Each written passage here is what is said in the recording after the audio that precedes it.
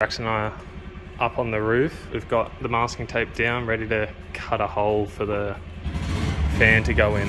Taped up the box, chopped a hole in the top of the box, so now when we cut the roof this will catch all the metal shavings.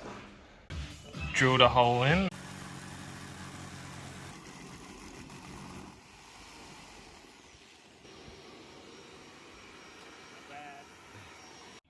We have successfully cut the hole in the roof.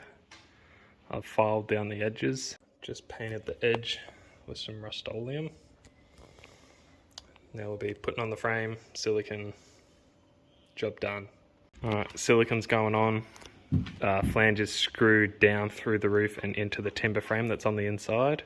I also put a layer of butyl tape between the flange and the roof. Fan install is done.